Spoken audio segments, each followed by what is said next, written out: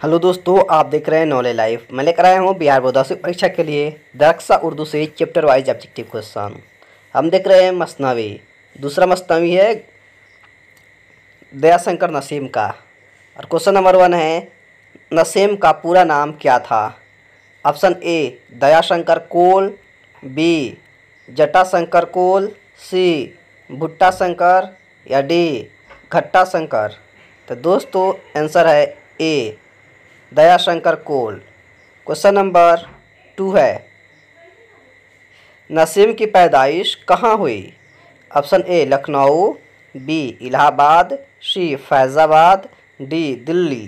तो दोस्तों दयाशंकर नसीम की पैदाइश लखनऊ में हुई। क्वेश्चन नंबर 3, बकावली किस मसनवी की किरदार है? यानी कि गुल बकावली किस मसनवी में है? ऑप्शन ए जज्बा मोहब्बत, बी सहरुल बयान, सी गुलजार नसीम, डी सोजे गुदास।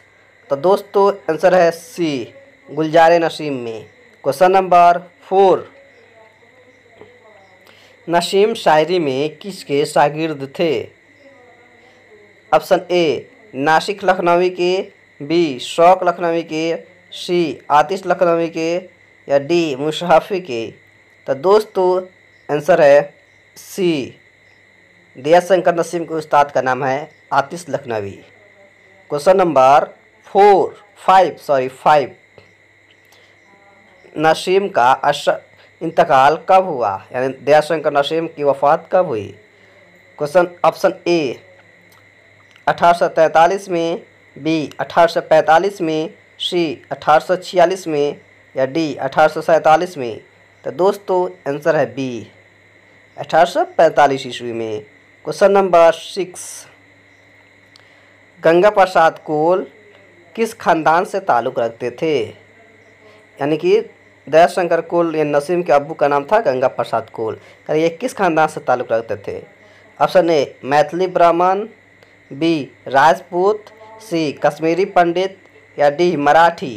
तो दोस्तों आंसर है सी एक कश्मीरी पंडित थे। क्वेश्चन नंबर 7, नसीम जब पैदा हुए तो इस वक्त किस नवाब का ज़माना था? यानी लखनऊ में कौन सा नवाब राज करता था? Option A Asiful Daula, B Sajaul Daula, C Amjad Ali Shah, D Wajid Ali Shah. तो दोस्तों आंसर है सी ये अमजद अली शाह का ज़माना था।